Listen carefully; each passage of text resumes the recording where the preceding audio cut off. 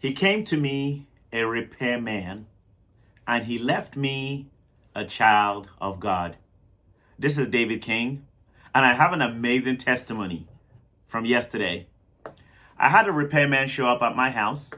He came to take care of my dishwashing machine, my garage door, just a few things that needed to be repaired. So he came, began to get to work, and I happened to be listening to a Christian message, a gospel message. So when he heard that, he said to me, are you a Christian? I said yes. I was actually excited that he actually brought the topic up. I was going to bring it up sooner or later, but he beat me to it, and I loved it. So he asked, he said, are you Christian? I said yes. He said, that's good. And then, of course, I asked him the same question. I said, are you Christian? He said, yes, I am. He said, but guess what happened just yesterday? I said, what happened? He said, I was actually praying with a Muslim. It got to a certain time for him to pray. I believe the Muslims pray so many times a day. So he said it got to a certain time for him to pray. He got right into prayer. He said he was caught off guard. So he now started praying as well. I thought that was kind of interesting. So we got to talking, and I wanted to kind of know his Christian faith. So I asked him if he was born again. And I got an interesting answer when I asked if he was a born-again Christian. He said, well, I'm born again every single day. See, that kind of caught me off guard. I didn't quite understand what he meant by that. So he continued. He said, like, for instance, I curse a lot.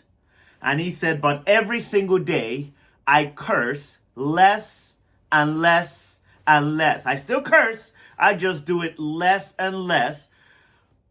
I had to interject because, you see, having a relationship with Christ and allowing the Holy Spirit to come into your heart, the Holy Spirit is grieved anytime we sin.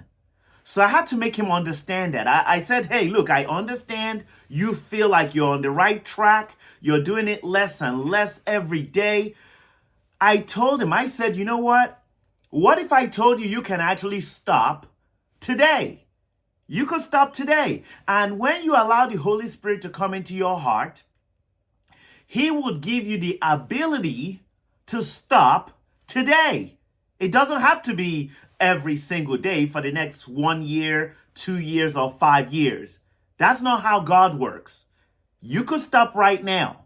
You could slip up from time to time, but you could make a decision to stop, and then the Holy Spirit would equip you so that whenever that nudge comes or that temptation comes, you can immediately address it. You can easily overcome it at that moment. I used me as an example for him. And I told him how in 2018, September 26th to be exact, I made that decision to stop fornicating. Because prior to that, I was deep into fornication.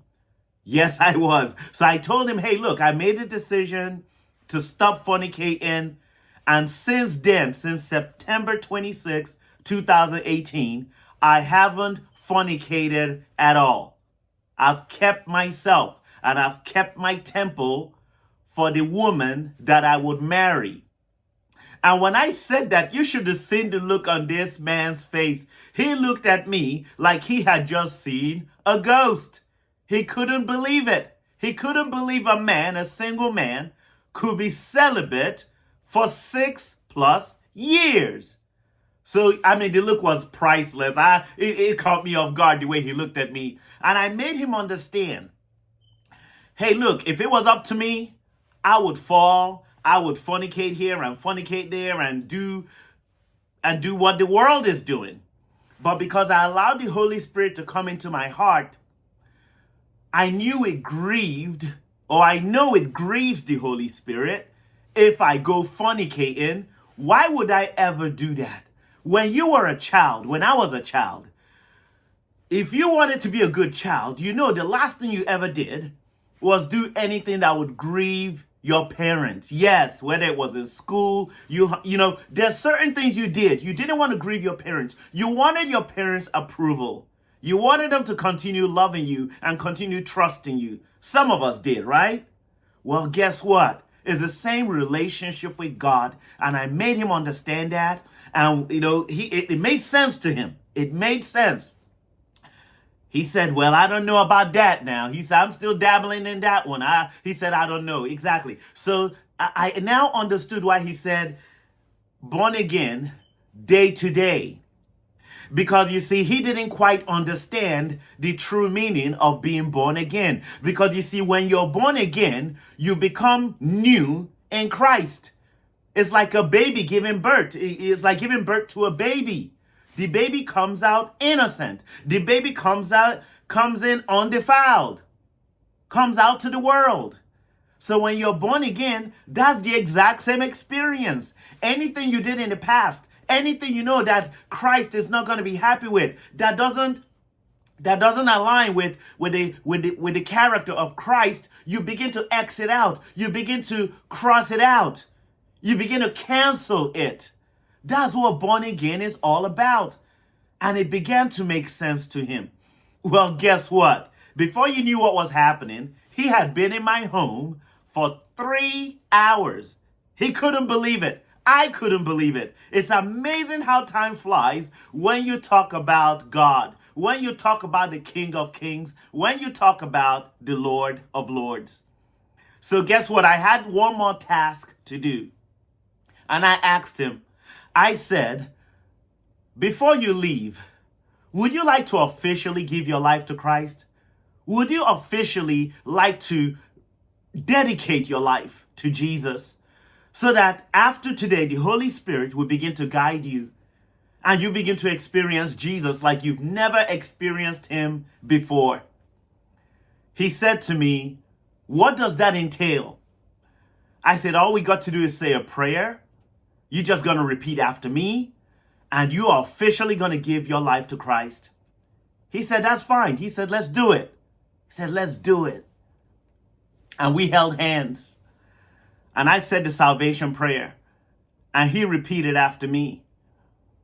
And after that, I said about a 1-minute prayer that God would allow him, this man, to experience him like he's never experienced him before. Because you see, one thing I understand, a lot of people pray and a lot of people go to church. But I also found out a lot of people who do those do not know Christ. They do not have a relationship with Christ. See, there's one thing to go to church. There's one thing to pray. But there's another thing to build a solid, genuine relationship with Jesus Christ and our Lord God. After the prayer, I looked up at this man and he had tears in his eyes.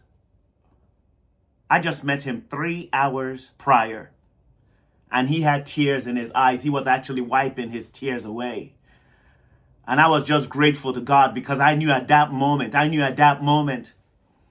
that Jesus Christ has enveloped him. Jesus Christ has received him.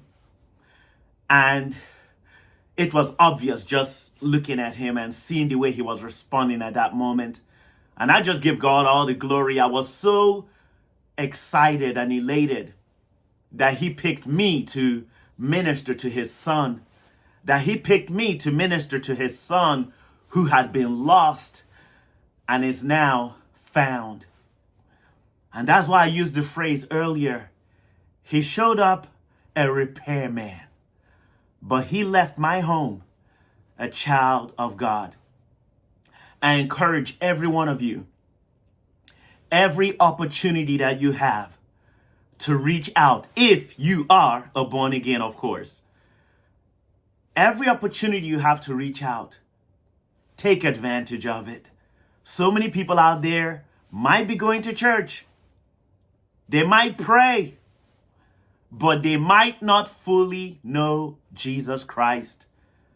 And it takes you, and it takes myself to reach out to those people and be instructors for those people so that they can begin to know what the kingdom of God is all about. And so that they can know that if there's any vice, If there's anything they're doing, it could be fornication, it could be cursing, it could be lying, it could be stealing, it could be manipulating, anything they're doing that doesn't align with Jesus Christ, his character, it's left to us to help them and guide them so that they can begin to cancel all those vices, cancel all those things that does not align with the character of Jesus Christ. I gave him a gift right before he left. I ran upstairs and I came back down with a Bible, and I gave him a Bible because he didn't have one in his possession, and I gave him one because that is the book, that is the textbook, like going to school and you get a textbook. Well, the Bible is a textbook for you to get to know about the kingdom of God. So I gifted him that Bible, and I'm excited. And I had to share that testimony with all of you so that you too can be encouraged to reach out to people out there, God's lost children, I call them. I was once lost in fornication. I was once lost in telling lies. I was once lost in manipulation and things like that, and selfishness and greed. So now that God has come, now that Jesus Christ has come into my heart and cleaned me up, it's left for me. It's left for you to continue to reciprocate that love of Christ, that joy of Christ, that peace of Christ that surpasses all understanding.